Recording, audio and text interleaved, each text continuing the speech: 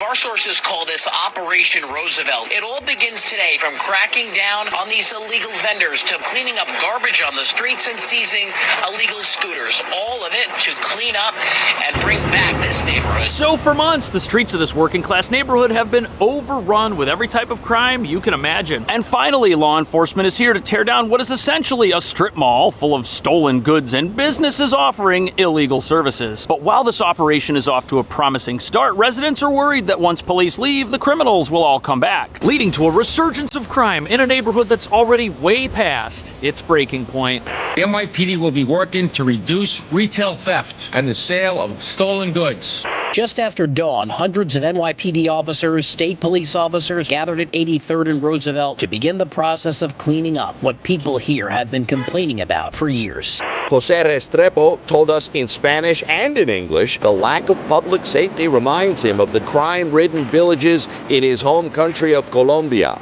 All the vendors that I've observed, they were all migrants who crossed into this country in the last year or two. Throughout 2023, the number of these vendors continued to grow exponentially, and the number of robberies in the stores around here just going off the chart. 9 lieutenants, 42 sergeants, 176 police officers. We are going to shut all of you down before this 90 days are over. We are coming for you.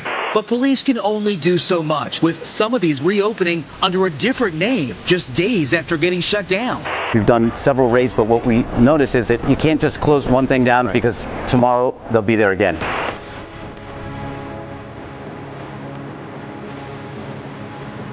Things are so bad in this neighborhood that the governor has deployed the state police. But what nobody's talking about is even though this crackdown is achieving the visual result of clean streets and less vendors, none of the gang-affiliated criminals responsible for any of this lawlessness have been put in jail, which means it's only a matter of time before they return, and that's what residents are worried about. Because although everyone supports the police and is glad they're here, with so many simultaneous crime waves happening in our city, the reality of a months-long police surge in one part of town means there will be a months-long opportunity to commit crime somewhere else, which has been happening all year long every time there's been a police crackdown for any reason. And the first time this happened was when the National Guard was deployed to secure our crime-ridden subway along with 1,000 extra police officers. Taking all those cops off the streets allowed the city to experience an unexpected rise in moped-related crimes, with armed thugs robbing diners at expensive restaurants, stealing watches right off people's wrists. But after police turned their attention to moped-related crime, another crime wave popped up in Central Park with a gang targeting people for the exact same sorts of items. Which brings us to the real reason why this massive surge of police activity may not stop the illegal strip mall that's taken over Roosevelt Avenue in Queens from coming back. Something in the future will happen that draws police away, at which point the criminal element that's lying in wait will return and reopen, which, as you're about to see, is what's been going on in this part of town for months. And although the streets here might look clean today, residents fear it's not gonna last.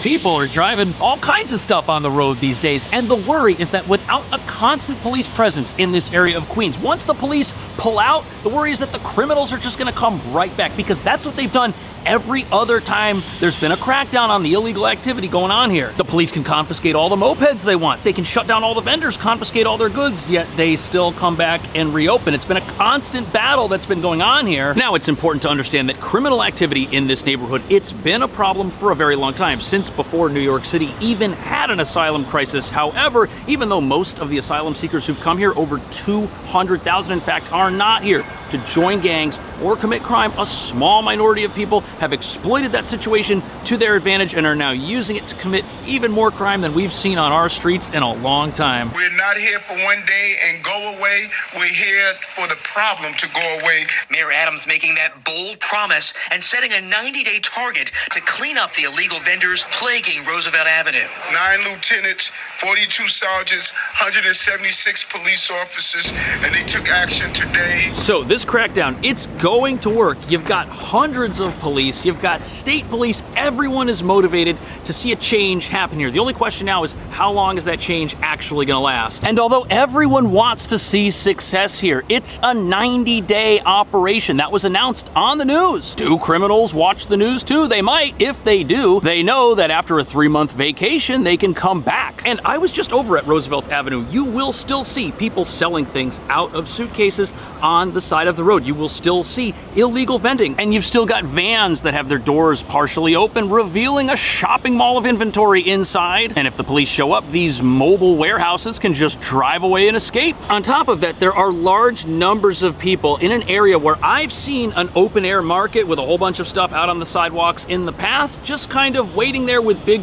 trolleys and carts full of stuff that you can't really see because it's still boxed up. Maybe there's nothing to see there, or maybe they're waiting for a potential opportunity to set up shop and make money again. Either way, you get this feeling on Roosevelt Avenue now that even though things are in the open, you've got a criminal element lurking in the shadows, just waiting for the right moment to come back out of them. But the problem is, the only reason police resources were deployed here to begin with was because local residents and activists protested and demanded a response. And they've been calling for not only a permanent police presence, but also for more funding and restructuring of the 3 existing police precincts that are supposed to cover this neighborhood, because obviously the resources aren't present for them to do their jobs. But they are not getting a constant police presence. Instead, they're getting a temporary crackdown with resources that may not be there forever, along with a promise that after the 90-day police surge is over, things will be reassessed and the city will decide how many resources to keep there. Hopefully it's a lot. They're gonna need it. This afternoon, the FDNY hauled away a pair of out-of-code propane tanks from a food vendor on Roosevelt Avenue. The enforcement is part of a newly established task force that also involves more than 170 police officers and more sanitation workers to haul away the seemingly endless piles of garbage. So literally, every single thing that can go wrong and can be illegal, it's all happening right on Roosevelt Avenue. Everything from illegal mopeds to illegal businesses to people selling illegal gas tanks. What if those exploded? That would be terrible. Now, throughout these reports, you're going to hear the term multi-agency effort. It keeps coming up, and that term reveals another aspect of how crime in New York City is seemingly allowed to surge with no end in sight. And when you hear the words police crackdown, you tend to think, like I do, okay, they're going to go in there and they're going to arrest the bad guys and lock them up. But that's not what happens. No, instead, they're going to go in there, they're going to give people tickets, they're going to confiscate stuff that's not supposed to be there, they're going to shut down businesses that shouldn't be operating or might have permit violations. These other agencies are also going to offer people services who may be homeless or in need. But what this means is if there is something illegal happening with these people who are selling tools out of the back of their white van, if that operation gets cracked down on,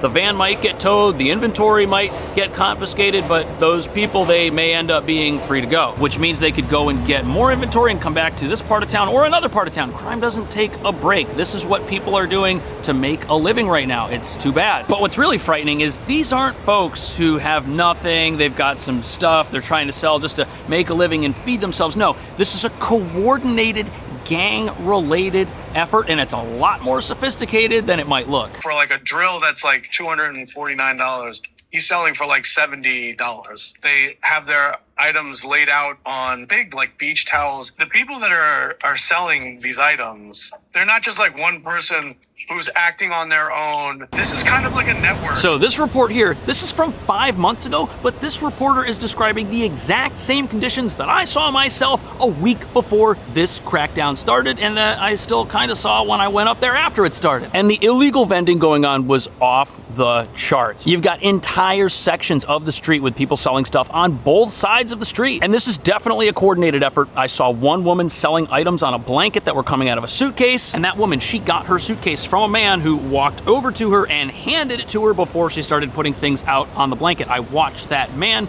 then walk down the street and hand another similar suitcase to another woman who was doing the exact same thing. Creating a sort of illegal open air strip mall type of thing. That's what this is. And although this has always always happened in this section of town to some extent. It's become really bad over the last year as the asylum crisis has reached its current size and scale. Not because of the asylum seekers, but because of a small but active criminal element that has infiltrated their ranks. And that criminal element is growing, finding willing accomplices who are desperate or who aren't desperate but are coerced into joining these criminals and helping them. And before we get into the asylum crisis related aspects of this, it's important to understand that many of the people who are living in our shelters right now, they've fled extreme poverty and they moved into those shelters believing in the promise that the American dream was just a couple of weeks away. They weren't going to have to live in these shelters forever. They were going to get help applying for asylum and help getting jobs, but none of that has happened. So you do have people who are desperate and have spent pretty much everything they had to come here. Now, that's not an excuse for criminal activity, no way, but it does explain how eventually these gangs are able to find a small number of people to join their ranks. But the other problem is that in New York, we've got soft on crime laws. We allow rampant lawlessness, and you may have people who are well-meaning and don't even understand that what they're doing might not be allowed because they see other people doing it, and this is an example of how allowing lawlessness to spread will suck the law-abiding into the criminal underworld even without knowing it. And as long as a dysfunctional system like that keeps operating, these criminals are going to have all the fuel they need to keep operating as well.